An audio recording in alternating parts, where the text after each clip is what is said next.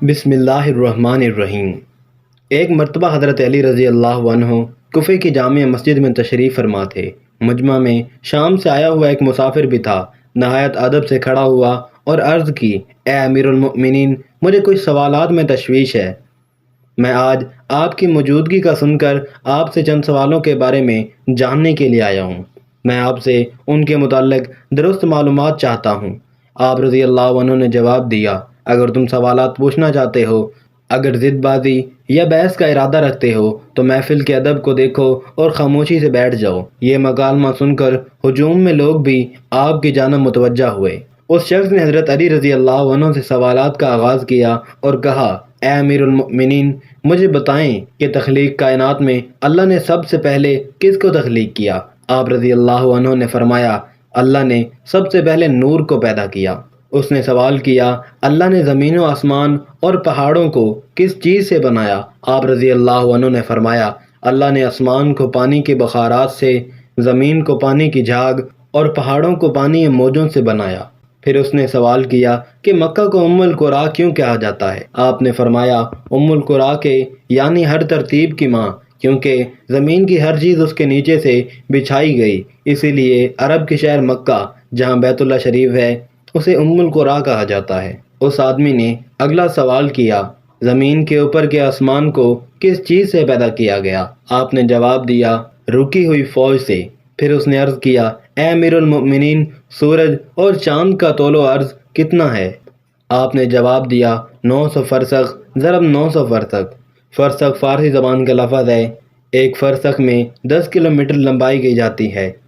اس نے اگلا سوال کیا کہ ستارے کا طول و عرض کتنا ہے؟ آپ نے جواب دیا، فرسخ ضرب فرسخ۔ اس اجنبی نے نہایت ادب سے درخواست کی کہ اے امیر المؤمنین، جیسا کہ قرآن میں 7 آسمانوں کا ذکر آیا، آپ ہمیں ان 7 آسمانوں کے نام اور ان کے رنگ بیان کر دیجئے۔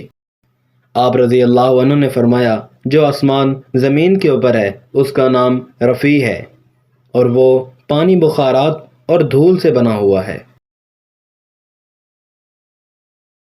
دوسرے آسمان کا نام قیزوم ہے اور اس کا رنگ تانبے جیسا ہے۔ تیسرے آسمان کا نام مودون ہے اور اس میں ملے جلے رنگ ہیں۔ چوتھے آسمان کا نام ارفالون ہے اور اس کی رنگت چاندنی جیسی ہے۔ پانچویں آسمان کا نام ہیون ہے اور اس کی رنگت سونے جیسی ہے۔ چھٹے آسمان کا نام عروس ہے اور وہ سب یاقوت کا بنا ہوا ہے۔ ساتویں آسمان کا نام اجمہ ہے اور یہ سفید موتیوں سے بنا ہوا ہے۔ اس آدمی نے اگلا سوال کیا، اے علی، آپ مجھے یہ بتائیں، بیل وہ واحد جانور ہے جس نے آسمان کی طرف اپنا سر نہیں اٹھایا، ایسا کیوں؟ آپ رضی اللہ عنہ نے جواب دیا، جب سے قوم بنی اسرائیل نے گوسالہ کی پوجا کی تھی تبھی سے بیل شرم کے مارے آسمان کی طرف سر نہیں اٹھاتا۔ گوسالہ ایک سبزی رنگ کا پتھر یا بچڑا تھا جسے موسیٰ علیہ السلام کے دور میں سامری جادوگر نے اپنی جادوئی مہارت سے بولنے اور حرکت کرنے کی طاقت دی اور موسیٰ علیہ السلام کی غیر موجودگی میں بنی اسرائیل سے اس بچڑے کی پوجا کروائی تھی۔ مجمع میں موجود تمام لوگ حضرت علی رضی اللہ عنہ کی حاضر جوابی اور علمی قابلیت سے متاثر ہو رہے تھے۔ شام سے آئے ہوئے مسافر نے اگلا سوال پوچھا، اے امیر المؤمنین، وہ کون سے نبی تھے جنہوں نے ایک ہی وقت میں 2 بہنوں سے شادی کی تھی؟ آپ رضی اللہ عنہ فرمانے لگے، وہ یعقوب بن اسحاق علیہ السلام تھے۔ انہوں نے ایک ہی دن میں ایک ہی وقت میں 2 سگی بہنوں لیا اور راحیل سے نکاح کیا تھا، لیکن اس کے بعد اللہ نے بیک وقت دونوں بہنوں سے نکاح کو اسلام میں حرام قرار دے دیا۔ اس آدمی نے اگلا سوال پوچھا، مد و جزر کیا ہے؟ آپ نے جواب دیا، اللہ نے سمندر پر ایک فرشتہ مقرر کر رکھا ہے، جب وہ سمندر کے پانی میں اپنا پاؤں رکھتا ہے تو مد پیدا ہوتا ہے اور جب نکلتا ہے تو جزر۔ مد و جزر سمندر کے پانی کو خود بخود بلند ہونے اور کم ہونے کے عمل کو کہتے ہیں۔ اس آدمی نے اگلا سوال کیا، یہ بتائیں کہ جنات کا باپ کون ہے اور اللہ تعالیٰ نے جنات کی طرف کن نبی کو مبعوث فرمایا تھا؟